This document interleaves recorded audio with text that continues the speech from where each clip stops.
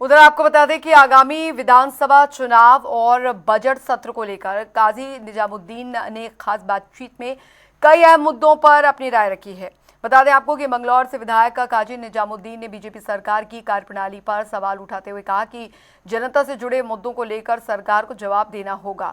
उन्होंने ये भी कहा कि कांग्रेस आने वाले चुनाव को लेकर पूरी तैयारी में जुटी है। आइए सुनते हैं कि इस मुद्दे पर कांग्रेस विधायक काजी निजामुद्दीन ने क्या कुछ कहा, सुनिए।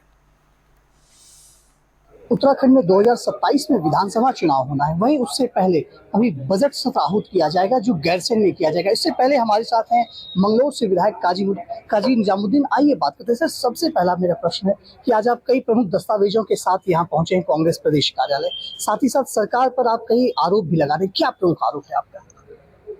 वित्तीय कुप्रबंधन मेरा आरोप है सरकार पर, और सरकार ने जितना भी बजटरी मिसमैनेजमेंट संभव है, चाहे भारत सरकार हो, चाहे उत्तराखंड सरकार हो, चाहे फाइनेंस कमीशन हो, चाहे जीएसटी काउंसिल हो, सभी ने उत्तराखंड को पीस कर डाल दिया।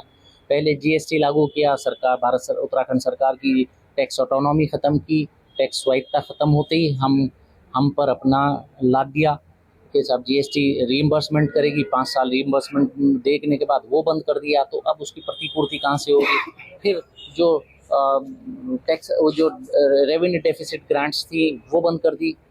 फिर अब कह रहे हैं कि साहब जिन स्टेट्स में पर कैपिटा इनकम कम है उनको ज़्यादा ग्रांट मिलेगी, जिनमें आबादी ज़्यादा है उनको ग्रांट ज़्यादा मिलेगी, जिनका एरिया ज़्यादा है उनको ग्रांट ज़्यादा मिलेगी। तो ये सारे पैरामीटर्स तो उत्तराखंड सरकार के खिलाफ जा रहे हैं, उत्तराखंड प्रदेश के खिलाफ जा रहे हैं। तो ये 16वां वित्त आयोग तो लगता है कि उत्तराखंड को नुकसान पहुँचाने के लिए बनाया गया। अब भारत सरकार की बहुत सारी ऐसे विभाग हैं जिनमें अगर बजट कट होता है तो सीधा नुकसान उत्तराखंड को होता है, जैसे पेयजल।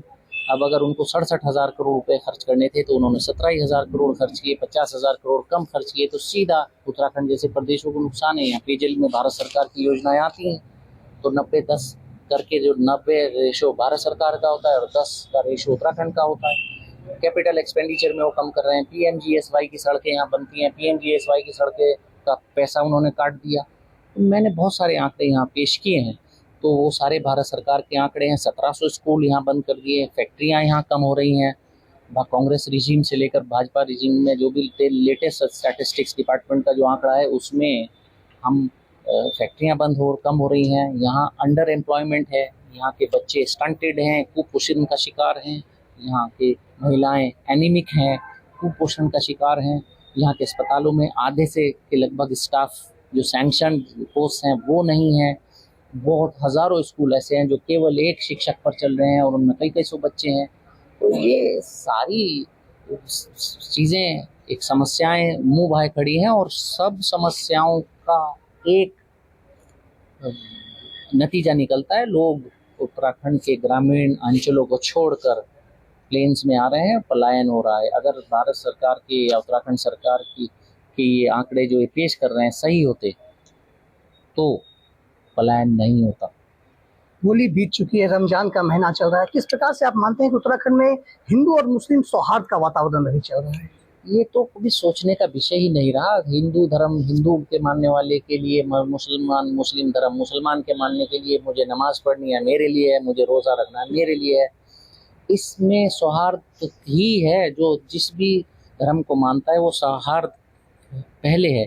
ये राजनीतिक ताकतें जब इनके बजट बिगड़ जाते हैं, जब ये विकास करने में सक्षम नहीं रहते, जब ये जनता को मुंह दिखाने के लायक नहीं रहते, तो फिर ये शोषे छोड़ते हैं। और यही वजह है कि उत्तराखंड को फिर हेट स्पीच में नंबर 1 मुख्यमंत्री के रूप में आना पड़ता है। 800 से अधिक मज़ारों को तोड़ा गया, इस पर आपका क्या कहना है? हाँ, बड़ा अच्छा। 800 मज़ार तोड़े हैं और फिर कहते हैं कि 12,000 एकड़ ज़मीन हमने खाली करा दी। आप हिंदुस्तान के किसी कोने में जाइए, मज़ार को भी देखेंगे तो एक मज़ार मुश्किल से 2 मीटर बाई 1 मीटर में बन जाएगा। 1 एकड़ में आपको कोई मज़ार नहीं मिलेगा। 1 एकड़ में पूरा कब्रिस्तान हो सकता है, होता ही नहीं है, नमूमन होता नहीं है। अगर 1 एकड़ में एक मज़ार भी होता तो 800 गुणा 1, 800 एकड़। मुख्यमंत्री जी ने कहा हमने 800 मज़ार ध्वस्त कर दिए और फिर कहा 12,000 हेक्टेयर भूमि हमने खाली करा दी। कौन सा आंकड़ा, कहाँ से लाए हो आप ये आंकड़ा? कौन मान लेगा इस आंकड़े को? कोई लॉजिक है इसके पीछे? कैसे? कौन सी साइंस है, कौन सी पैरामीटर है, कौन सा माप लाए हैं आप? ये फर्जी आंकड़ा है, फर्जी बात है, और सिवाय धार्मिक उन्माद फैलाने के लिए और कोई ये दूसरा सोच सरकार की नहीं है। क्योंकि जब स्कूल बंद रहे हो, बेरोजगारी बढ़ रही हो, जनता अंकिता भंडारी पर जब सवाल कर रही हो और महंगाई बढ़ रही हो, जब प्रदेश की वित्तीय स्थिति खराब हो रही हो और सरकार काम कराने में की स्थिति में ना हो, तब ये धार्मिक विवाद फैलाने के लिए ये शोषे छोड़े जाते हैं। अंतिम प्रश्न बजट सत्र को लेकर के, बजट सत्र आहूत किया जा रहा है, 5 दिन का रहेगा, 9 से 13। आपको क्या लग रहा है कि ये काफी है, पर्याप्त है, आप कुछ इसमें चाह रहे हैं? हमने जो आंकड़े रखे, एक मेरे द्वारा आंकड़े रखे गए, इसमें मुझे यहाँ 51 मिनट लगे रखने में। तो जब वहाँ पर 70 लोग बोलेंगे तो 70 लोग बोलने में वहाँ समय लगेगा, अपनी अपनी बात रखेंगे, वाद संवाद सदन में होना चाहिए। जब 1,11,000 करोड़ रुपए का बजट पारित होने जा रहा है और गत वर्ष 1,01,000 करोड़ का बजट खर्च हुआ है, अब उसमें सरकार से 1,01,000 करोड़ के सवाल पूछे जाएंगे कि ये कहाँ खर्च किया, पैसा कहाँ से आया और कहाँ गया, और ये आने वाले बजट के पैसे कहाँ खर्च करेंगे। तो शिक्षा पर, स्वास्थ्य पर, कृषि पर, तमाम महकमों पर, महिला कल्याण पर, समाज कल्याण पर सवाल पूछे जाएंगे। ये पूछा जाएगा कि आपने 43% पैसा समाज कल्याण पर क्यों कम खर्च किया, तो कृषि पर क्यों कम खर्च किया, पेयजल पर क्यों कम खर्च किया। तो जब ये सवाल पूछे जाएंगे, इन सवालों के जवाब, लोन आपने इतना क्यों बढ़ा दिया, इन सवालों के जवाब उत्तराखंड सरकार के पास नहीं है, और इन सवालों के जवाब से बचने के लिए ही उन्होंने सत्र की अवधि कम की। आप लोग सत्र में हंगामा भी करेंगे इस बार, चूंकि भाजपा आरोप लगा रही है कि कांग्रेस सत्र में हंगामा करती है, इस कारण से सत्र नहीं चल पाता है।